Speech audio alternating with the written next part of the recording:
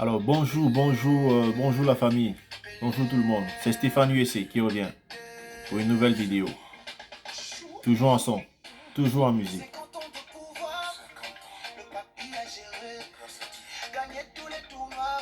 Pélé. Jamais, jamais loser. Le papy a duré. Gagné tous les trophées, man. Il avait pas seulement de Jacob Pelé. Gagné pour gagner Pelé. On parlera de aujourd'hui une nouvelle vidéo sur la loterie américaine. Actuellement, il y a beaucoup de refus de visa. On va essayer de voir quelques raisons pour lesquelles ces visas-là sont refusés.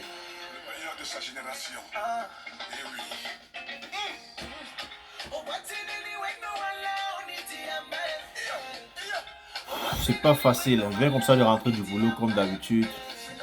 C'est la raison pour laquelle déjà j'ai fait tant de temps sans de nouvelles vidéos. Parce que c'est pas évident de faire une vidéo. Donc je prends sur moi de vous faire cette vidéo. J'espère qu'elle va vous aider.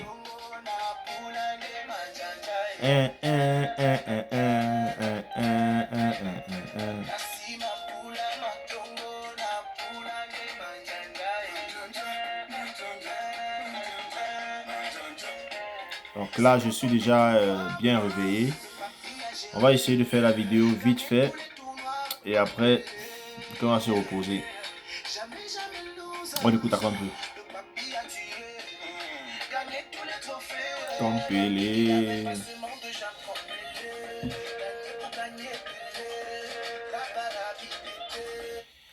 Encore une fois, bonjour et j'espère que la semaine a bien commencé pour tout le monde. Nous approchons déjà de la fin de l'édition DV 2022. L'édition DV 2022 se terminera le 30 septembre 2022. Donc, la loterie américaine 2022, ceux qui ont gagné, ça va s'achever le 30. Ça veut dire quoi? D'ici le 30 septembre 2022, si tu n'as pas encore ton visa, je suis désolé de te dire ça, mais tu devras jouer la prochaine édition de loterie. Parce que la procédure sera arrêtée. Donc absolument, il faut avoir ton visa avant. C'est vrai que le visa, c'est pas toi qui veux l'avoir. Il faut recevoir le mail de l'ambassade, le mail de l'interview, faire la visite médicale, aller à l'interview et que tout soit OK. Mais non, c'est là qu'il y a un autre problème, l'interview. Pour moi, je dirais que l'interview, c'est l'étape la plus facile de la procédure de loterie américaine. C'est l'étape la plus facile. Mais il faut toujours avoir peur de ce qui est facile. Parfois, quand c'est facile, c'est là où justement on peut faire des erreurs. Parfois, c'est quand la route est libre qu'on fait des accidents. Donc, à l'interview, lorsque vous arrivez là-bas, il ne faut pas stresser. Il faut juste dire la vérité. Dire ce que vous avez rempli sur votre DS et on va vous donner votre visa. Je vais essayer de partager avec vous les raisons pour lesquelles certains visas sont refusés à l'interview. Lorsque vous allez à l'interview et que votre dossier n'est pas clair, quand je dis pas clair, c'est par exemple si vous avez déjà eu à demander un visa pour les États-Unis par le passé et vous n'avez pas mentionné cela sur la DS, c'est-à-dire parce que sur la DS on vous demande est-ce que vous avez déjà eu à demander un visa pour les États-Unis? Certains peuvent dire oui si c'est le cas et d'autres disent non si c'est pas le cas. Mais il y a d'autres ils disent non, pourtant ils ont déjà eu à demander cela. Sans savoir que si vous avez demandé un visa pour les États-Unis, que vous êtes venu à l'interview, vous avez votre nom dans la machine, dans le système, donc c'est enregistré. Donc on saura que vous avez déjà eu à demander ce visa-là. Et peut-être on saura également la raison pour laquelle on vous a refusé ce visa. Donc c'est toujours bien de dire la vérité, que ce soit dans votre DS ou alors à l'interview même. Parce que si vous dites un truc qui va à l'encontre, qui est opposé à ce que vous avez dit dans votre DS 260, ça peut entraîner un refus de visa. Surtout cette histoire de mariage. Vous vous mariez, vous allez à l'interview, vous dites que vous n'êtes pas marié. vous avez joué la loterie américaine, pardon. Vous avez joué la loterie américaine, marié, vous avez gagné et vous avez, genre, pas marié, je vais dire pas marié officiellement, genre marié, façon mariage coutumier et vous avez gagné. Or, vous avez un précédent mariage, une autre femme que vous avez eu à divorcer. Vous n'avez pas parlé d'elle. Vous avez divorcé avec la femme, vous avez une autre femme qui n'est pas mariée. euh, Comment on appelle cela? Euh, Vous n'êtes pas passé à la mairie avec elle, je vais dire ça comme ça, j'ai oublié le mot. Donc, ce mariage n'est pas reconnu par les États-Unis. Les États-Unis reconnaissent uniquement votre mariage. Wow, comment le mot m'échappe? Genre, on ne reconnaît pas le mariage coutumier, quoi. On ne reconnaît pas le mariage coutumier. Donc, vous devriez vérifier que vous êtes marié à l'état civil. Voilà. Vous êtes marié à l'état civil. Si vous êtes marié à l'état civil, là, oui, c'est reconnu. Mais les mariages, comme ça se passe dans mon pays, au Cameroun, où vous vous aimez, vous restez ensemble. Après, vous faites des années ensemble, vous avez des enfants. Vous n'êtes pas marié aux yeux du gouvernement américain, vous n'êtes pas marié. Vous êtes célibataire. Concubinage, quoi. Oui, c'est pas reconnu. Donc, vous devez vous marier à l'état civil avant de pouvoir engager la procédure. Avant de pouvoir remplir votre DS 260, vous devez vous marier à l'état civil. Si vous n'êtes pas marié à l'état civil et vous venez à l'ambassade disant que vous êtes marié, vous voulez partir avec votre femme, on va vous refuser le visa. Donc, il y a beaucoup de choses que vous ne connaissez pas et vous allez à l'interview, on vous refuse le visa. Une immense opportunité, pareil. Vous voyez vos rêves brisés parce que vous n'avez pas voulu chercher l'information. Vous n'avez pas voulu peut-être payer pour avoir la bonne information. Parce que parfois, d'autres ont les refus de visa par manque de bonnes informations. Vous avez les informations, c'est facile. Vous allez sur YouTube, vous allez avoir les informations. Vous allez peut-être sur Google, vous allez avoir certaines informations, mais il faut avoir la bonne information. C'est ça le problème. Parce que ce qui marche pour Stéphane ne marchera pas forcément pour Pierre ou pour Jérôme ou pour Lisette. Parce que en 2020, à 2020, j'ai une connaissance qui a eu, en 2021, j'ai une connaissance qui a eu son visa. Pourtant, elle avait joué sans passeport. Elle avait joué sans passeport. Elle a eu son visa. D'autres personnes vont jouer sans passeport et n'auront pas le visa. Mais si toi, tu as cette information comme quoi quelqu'un a joué sans passeport et a eu son visa, tu vas dire, ok, j'ai eu l'information, ça veut dire que je peux aussi jouer sans passeport. J'aurai mon visa. Non. Tu as eu l'information, mais tu n'as pas eu la bonne information. Elle a eu son visa sur quelle base, sur quels critères. C'est pas interdit de jouer sans passeport, mais il y a des critères pour jouer sans passeport. Et tout dépend également de ce qu'elle a donné comme justificatif devant le consul.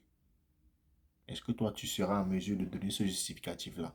Tu as juste eu l'information, mais tu n'as pas eu la totalité de l'information.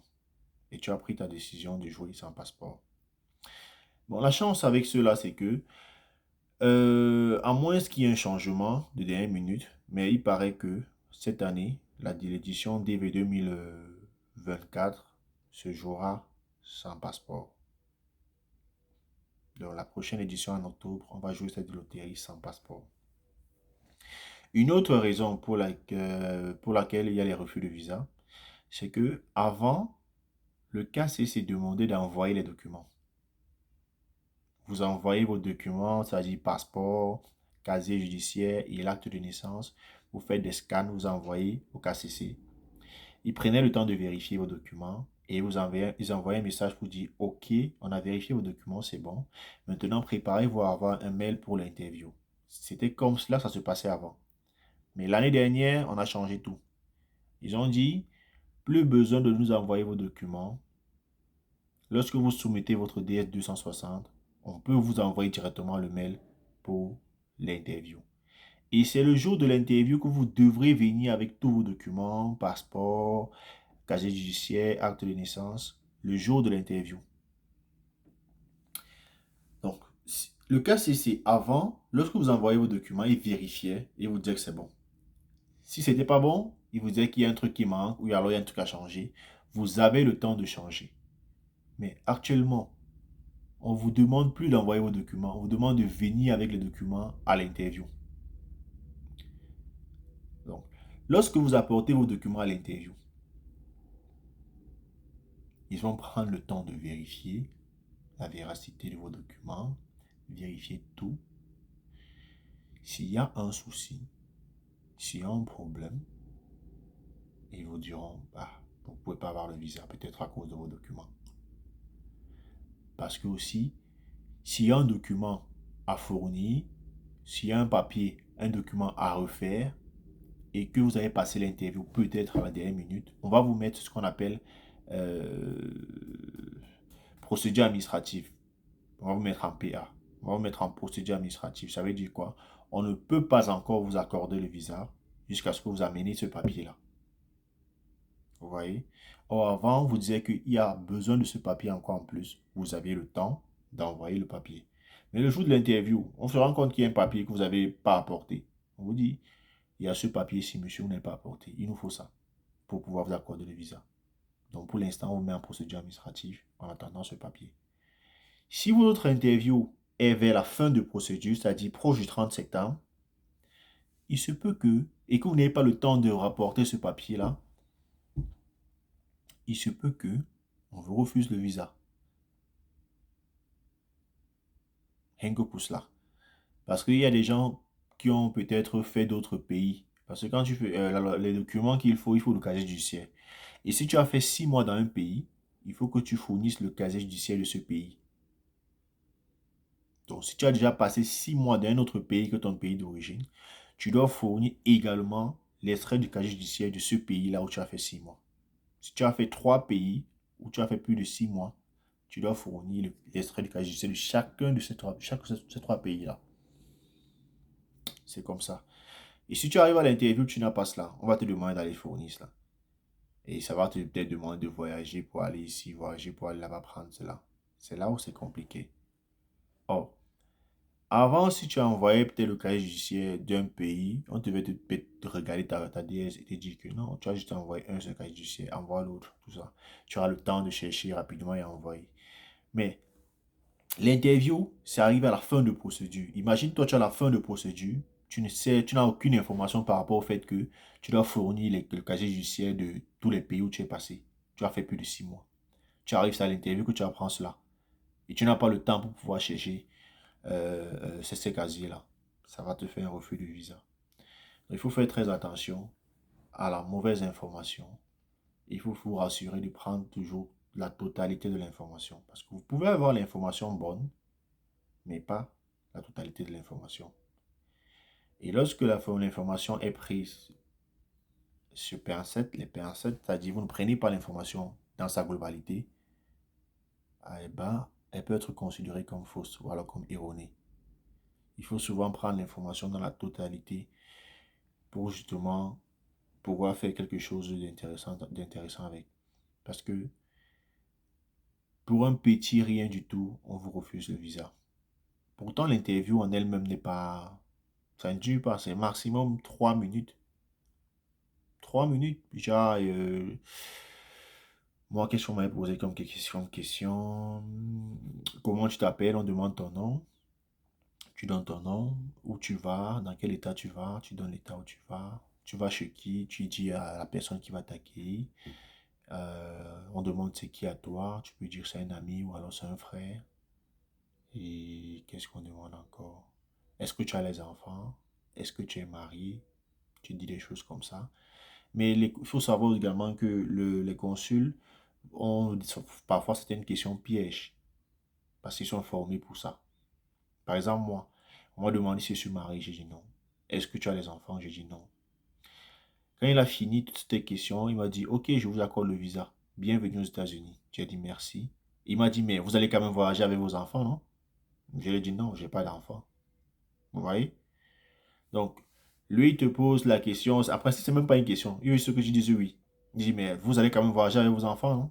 Pourtant, je lui avais déjà dit que je n'avais pas d'enfants. Il voulait juste voir si je lui ai dit oui. Vous voyez? Donc, ces gens ils sont formés pour pouvoir détecter si vous mentez ou pas.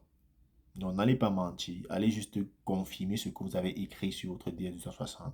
Et je vous assure que vous avez votre visa garanti. Parce que c'est l'étape la plus facile. L'étape la plus difficile, c'est maintenant l'attente de la lettre d'interview. L'attente de ces mails-là, c'est l'étape la plus difficile parce qu'elle est terriblement stressante. Cette étape-là, pardon. Vous attendez, vous regardez votre boîte mail à longueur de journée, vous n'avez pas le mail. Mais lorsque vous avez ce fameux mail d'interview, arrêtez de paniquer. Votre visa est dans votre poche si vous avez dit la vérité sur votre dossier. Mais si vous avez menti, là vous pouvez paniquer. Vous pouvez commencer à prier Dieu. Parce que dossier clair, visa dans la poche. Loterie américaine, on ne vous complique pas avec les questions. Ce n'est pas le piège. Ce n'est pas un piège. Vous n'avez pas besoin de réviser. Parce que tout ce qu'on va vous poser comme question là-bas, c'est ce que vous avez écrit dans votre DS-260. Ce n'est pas le piège. Donc, je vous invite également à vous abonner massivement et à partager cette vidéo. Ça pourrait aider d'autres personnes qui sont dans la même situation que vous. Cliquez sur la cloche de notification pour pouvoir recevoir de nouvelles vidéos. Et cliquez également sur et partagez la vidéo, aimez la vidéo. Portez-vous bien, je suis Stéphane USC. À la prochaine vidéo. Si vous avez d'autres vidéos, d'autres sujets de vidéos, laissez en commentaire. Je verrai et je ferai des vidéos dessus. Ciao, ciao. Très bon début de semaine à tous.